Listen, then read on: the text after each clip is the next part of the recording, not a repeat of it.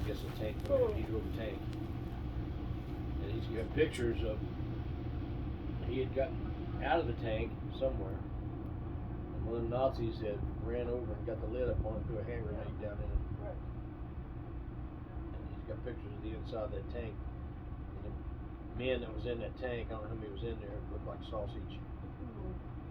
He was in there but got out? He was in there, he got out to get a cigarette or something, and while he was out, he was in a war zone.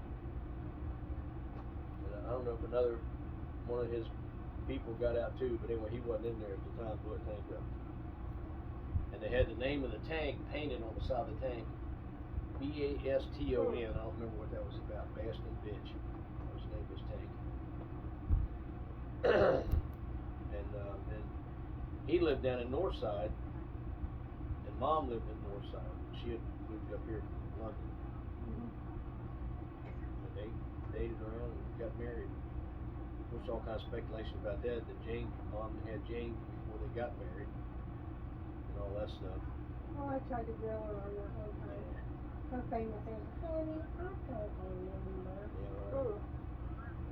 Well. And then finally I kept on. She said, did I ask you about all your business? Yeah. Yeah, she got very personal when you tried to get personal. I think she probably did have him, but me and Robert concluded he's our brother. We don't care what nobody says. Right.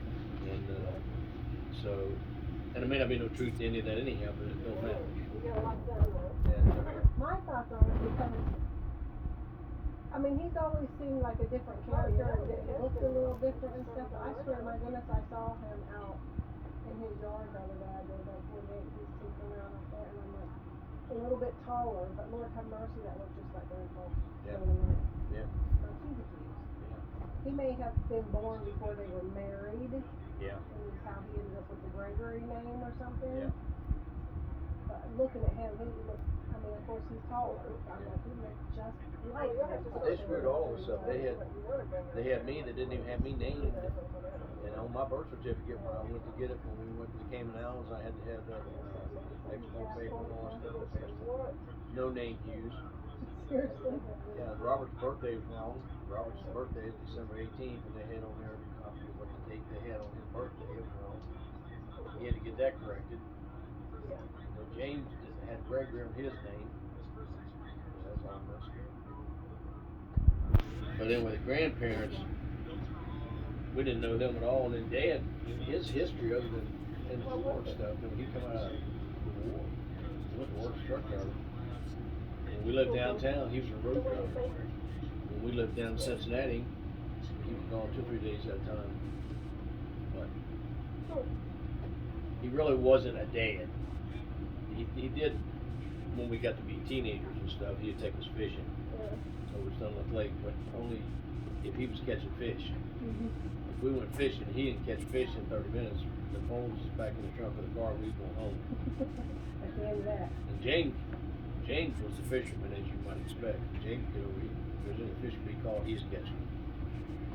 Did he have to quit and go home even though he was doing good? Sneaking off somewhere trying to smoke a cigarette. Robert's come cigarettes too. We all smoked. Drink beer. Dad used to buy beer in 4 beer bottles. He was always used to drinking at a bar.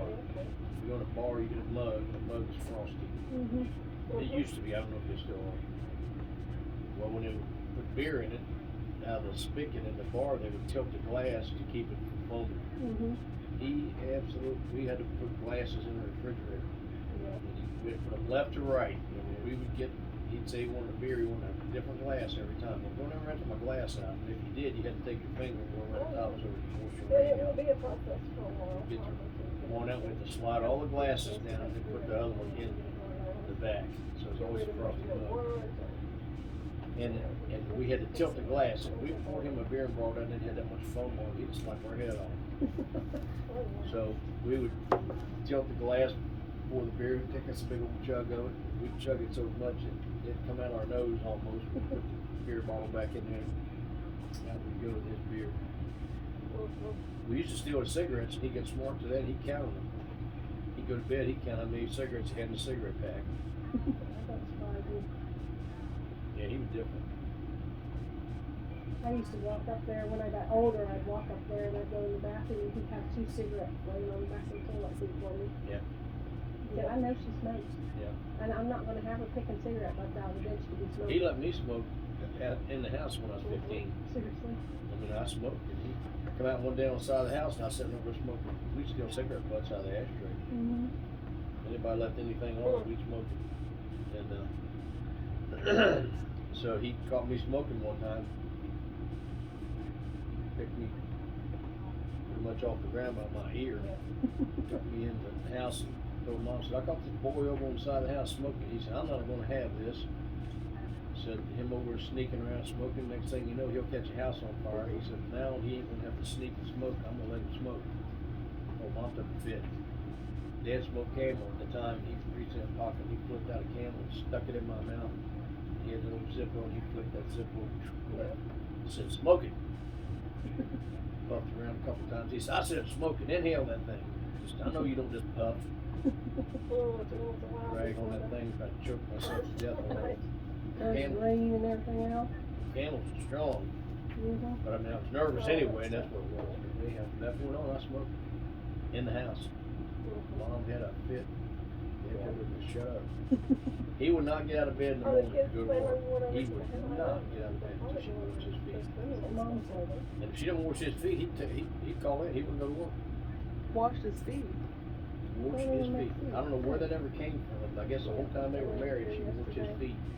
He would not get up till she washed him. 7 days a week, she washed his feet. A little pan of water, and then she'd go and wash his feet. I don't know if that was a tradition his dad had, or what. Seems like that'd be at night.